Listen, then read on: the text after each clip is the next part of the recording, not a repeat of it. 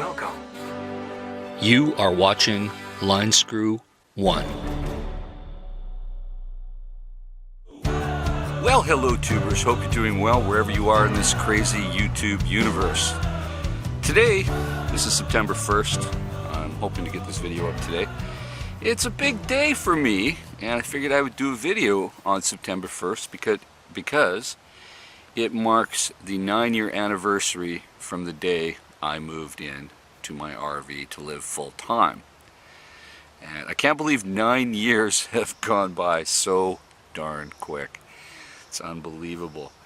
And I think anybody that's done anything for 9 years, they know a little bit about it, and I figured I would share my thoughts and experiences about it, and because I'm about to exit the full-time RV life late winter, early spring when I sell my motorhome. So before I moved into the RV, I had bought it and I was just parking it in various places, just using it for camping in the summer and whatnot. And then I had the light bulb in my head go off thinking, wow, well, you know, I live in Vancouver. At the time I was living in a new house in East Vancouver. And Vancouver's expensive, it's busy, yada yada, you know what it's like in a big city. And I figured, hey, let's try living in the RV for one winter to see if it's possible. Because the only way to know if something's possible is to try it. Now, it's not for everybody. Anybody that tells you it is perfect for everybody all the time, everywhere, they're full of it, because we're all individuals and we all have different needs, wants, and abilities to cope with living in an RV.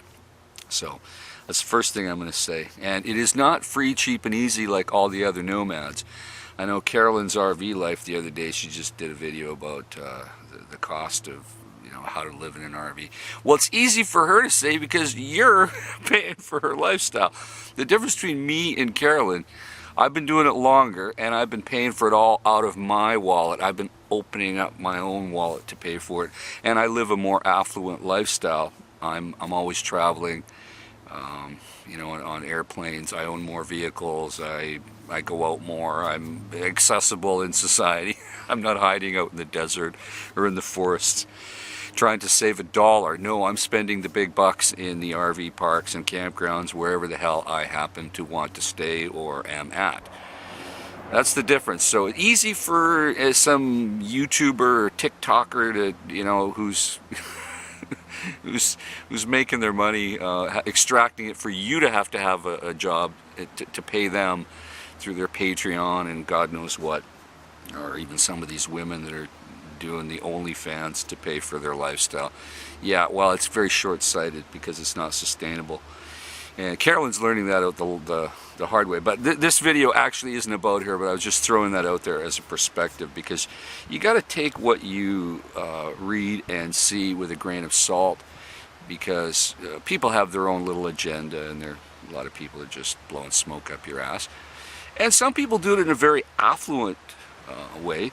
There's people that are RVing, blowing $100,000 a year or more traveling, and good for them. If they can afford it and they want to do it, go do it. But that's not the average person. The average person isn't going to do that. They're going to enter this type of lifestyle for the lifestyle and perhaps for some of the savings, even though I don't think the savings are there anymore. So let's get into why I think it's probably not for everybody, and it might not be for you. I soon discovered how the costs would rise and things would happen. You know, the first fall that I owned my RV and I was living in it, I realized I had a roof leak, and I had to drive all the way down to Tucson in the winter to fix it. At Happily Houseless's place. Nice guy who helped me out. I redid it. Never had a leak there ever again. You're constantly always battling leaks or preventing them by doing roof maintenance. Very important. But the cost slowly escalated. The first place I was staying at a friend's farm, I had a 30 amp hookup, a dump station, and you know, the basics. And I was throwing my buddy $250 a month. Very cheap. Ridiculously cheap. And it was like a home base where I could park, and if I needed to stay there, because for the last little while before I went completely full-time, I actually was finishing up my career with the coroner service in Metrotown in Vancouver.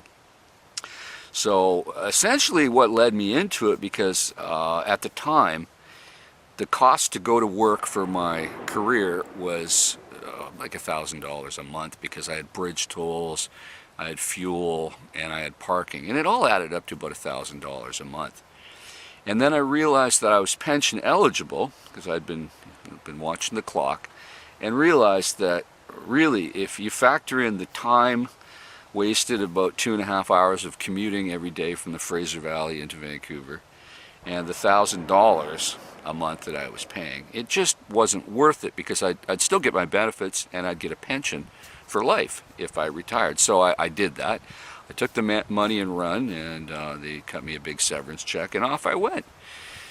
You know, in that first year after I retired in the fall of 2016, yeah, it was great. Did a lot of things, learned a lot of stuff. I learned that camping on BLM land out in Arizona around Quartzsite gets pretty darn boring quick. And the food prices were higher out in these rural parts of Arizona. It wasn't all that it was cracked up to be. And even while the weather during the day was nice and warm, a lot warmer than even Vancouver. Oh, sorry, they're doing some shooting, getting ready for hunting season. Yes, even camping in the wintertime in Arizona, while it is a lot warmer during the day, it can get cold and frosty at night. It's not all that it's cracked up to be, on top of the dusty conditions.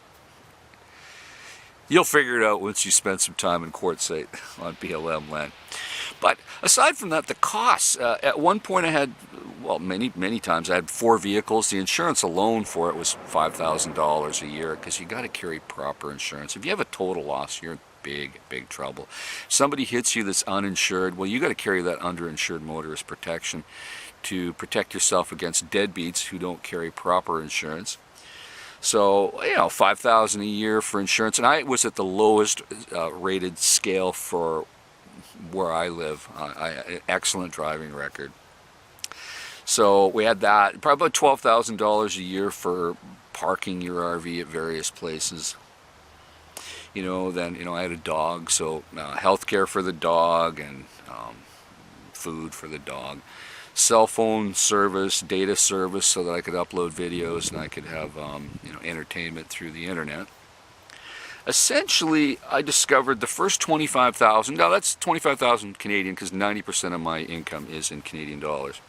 But still, $25,000 Canadian. That's like 20 grand a year. There's a lot of pensioners that don't even make $20,000 a year.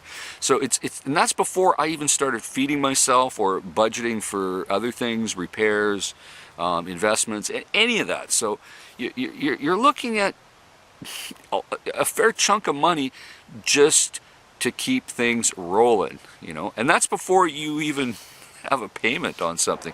When I first bought my RV, interest rates were low. I bought my RV used. It was a 2008, and I got that loan to buy it at 4% interest. Of course, it's now paid off, but 4% interest for a used RV, that's pretty good. Because by today's standards, if you run out and do it like I did, your interest rate is going to be higher. Heck, even if you get a home equity loan and do it, your interest rates are a lot higher, especially for used RVs. I know sometimes they have teaser rates for new RVs, and you can jump on that where the manufacturer pays down the rate. But new RV, they depreciate like a stone, so you're actually still losing money. So you factor in the depreciation, the cost of living, the insurance, the data plans, the incidentals, the toiletries, you know, all these things you're going to have to spend. Oh, it's still healthcare. You're going to have a payment. Most people are going to have a payment. Even if you don't, you're still going to have insurance. It's tens of thousands of dollars before you even, like I said, start feeding yourself or having fun, entertainment. You know, the important things in life, because if you don't have money to entertain yourself, or if you can't go to your favorite museum or favorite restaurant, or jump on a plane from time to time to go on a holiday, what's the point? You're not living, you're just surviving. And I don't think you should have to just survive. You should actually thrive. So keep that in mind. And then now the RV parks, many of them have age restrictions. They don't want RVs more than 10 years old coming in. Sometimes they want to inspect it and see what it's all about. And some even want a large money up front, like for a winter camping program, they'll want a huge deposit. If you don't have that, that's your barrier to entry. Well, aside from the fact that if it's going to cost you $1,000 or more a month, you've got to have the means to pay that. Or you're going to be living out in the bush. And I've even done that. That's not all it's cracked out to be. I spent months living in central northern British Columbia in a rural area, off-grid, and running everything off generators and solar. And it was so hot that the generator had to be run 8 to 12 hours a day, burning fuel. And I was burning several gallons of gasoline every day to keep me and the dog cool, because it was just incredibly hot. That's hundreds of more dollars per month for comfort. But yet I run into the contrarians. Occasionally I get them in my comment section. They go, I'll steal my toilet paper from the rest area. I will do without heat in the winter. I will do without air conditioning. I will go to the food bank for my toothpaste and my food. Well, good for you. Good for you if you want to live like that. I don't, and I guarantee you most of my audience and the people that are watching this in contemplation of being a full-time RVer and traveling around North America, they don't want to do that either. They've got a certain amount of pride, self-respect, and they want comfort. Because if you can't live the RV lifestyle with comfort, what is the point? Just keep living where you're living, in your house or your apartment. Just don't bother with it. You got to be comfortable, and comfort costs money. There's just no two ways around it. That's the way it is. You got to pay to play. Contrary to what other RV influencers might tell you. So it's something to consider. You need to crunch all these numbers. And the cost of fuel of moving the damn RV around. If you guys notice, I go on a lot of trips and I'm on an airplane now. You know why? Because in the old days, yeah, I could just jump in my RV and maybe go down to LA for a week and come back. Well, no, not anymore. The fuel costs are just incredible. I can get a flight cheaper and a modest priced hotel that I can shop around for Expedia. I can go for a flight, spend a few days, fly home, and I'm not putting wear and tear on the damn RV either. Because let's face it, the more miles you put on your RV, the more it depreciates. It's just there's no free lunch here, folks. So you look at all these trips I've done down to LA, Vegas, New Zealand, Hawaii, Europe. Of course, you can't take an RV practically overseas because the shipping costs are just prohibitive. So that's why I've just been choosing to fly a lot, because it's just so much easier. Speaking of which, flying. In a few weeks, I'm going on a big tour. Got 5 flights booked in a row with 3 different airlines. I'm sure there's going to be a mess up there somewhere. And I'm not saying where I'm going, what I'm doing, but I'm going to have fun, and you're going to be joining me along, because there will be videos uploaded on my big tour. And I tentatively have another trip planned in late October where I'll be flying away somewhere again. So lots of travel related content coming. Not necessarily RV stuff, but you know, life goes on. Sometimes it's just so much cheaper and easier to jump on a plane. So anyway, getting back to the topic at hand, when you factor it all in, the competition that you have now to get into the RV park when you want, the cost, the insurance. RV parks, many of them are now requiring liability insurance. And I'm not talking liability if you hit somebody. I'm talking like slip and fall liability. I have stayed at these ones, and I do carry a $2-3 million policy for shit like that. You got so much competition, so many people fighting for the same spot to be in, especially during peak seasons, wherever peak season is, wherever you happen to live. Higher RV rates, higher insurance, higher fuel, of course higher food prices, but that should almost be irrelevant, because you have to eat wherever you are. So you got to really do the math and think about it. Or try before you really jump in full time. Try for 1 whole year on the road, crunch the numbers, keep good records, and see if it's worth the effort and the expense. Now, more and more people are just saying screw it, moving back to their house, their apartment, because of the costs of RVing and the hassle to find the spot, the perfect spot at the right time in the peak season. Good luck. Maybe your RV's not new enough. Maybe you don't have the right insurance, that the RV park won't let you in. Maybe they don't like the looks of you. Maybe, 55 plus. That's another thing. Well, thank God I'm over 55. More and more parks are 55 plus. If you ain't 55, they probably won't let you in.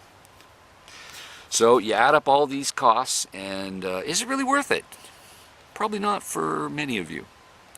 After all, when you buy a motorhome, I know in my owner's manual in my RV, on one of the first pages it says, this motorhome is not designed for year-round living. And that's true. Can you do it? Obviously you can. If you're constantly repairing, constantly looking after things, yes, you can. But it's not for everybody. And you're living small. You are living small. There's a lot of things I'd love to buy, maybe tools for things. I can't buy them because I got no place to store them. I am loaded to the gills with extra stuff that I already don't need. I have to be very cautious with my money to just say no, don't buy it. I know you can afford it, but don't buy it because there's no place for you to actually store it. So I guess that's a nice little barrier for me to stop from buying more crap that I actually already don't need. But anyway, some people like to have stuff. Of course, your results may vary and your lifestyle may vary because we're all individuals with individual needs, wants, and abilities to pay for it. Maybe RVing is what it's supposed to be for most of you, where you take 2 weeks and you go to the Grand Canyon, or you go up to the Dakotas, you go to the Badlands of Alberta, see Jasper, Banff. Maybe that's what it's for most of you, and that's probably what it should be. But for those of you that are going to do it year-round for 9 years like me, be prepared. Be prepared to open that wallet, because if you're not, you're heading for a world of hurt and problems. Because money is about the only thing that's going to save you from problems when you're on the road. Hate to say it, folks. We live in a capitalist society. Let's not think like these YouTubers who expect you to pay for their problems. No, you are going to be on your own when your transmission goes. And the worst I ever saw that I felt sorry for this RVer was on the Pacific Coast Highway. You know, Highway number 1 in Malibu, north of Los Angeles. I saw a gravel truck shear the entire side off of a fiberglass RV, dumping the entire contents. And the plate was not from California on it, so they were tourists. You could tell they were tourists. And so now they were in a situation where they're picking up their stuff in an undrivable RV a long ways from home and figuring out what the hell are we going to do next. Obviously they're going to have to rent a U-Haul, box up their crap that they pick up on the side of the road, and hopefully they were insured properly, that they get a check in the mail. And maybe they can start fresh, maybe, assuming they can buy another RV for the money they get left from their insurance policy. Keep in mind, some of you with newer RVs, even if you're properly insured, what are you going to do if you have a total loss and your insurance doesn't cover you to the extent that it would cost you to get a new one? Or maybe you still owe a lot of money on that loan. Your insurance company's going to pay off that loan, and you're not really left with much, are you? Keep that in mind when you're on the road. A lot of bad things can happen out there, and really money is the only way to fix those types of problems. So what do you guys think? I think RVing is fine if you can afford it.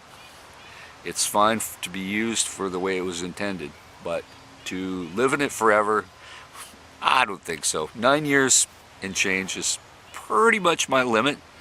Had some great times, had some fun times, met a lot of interesting and wonderful people, but like all things in life, everything is temporary.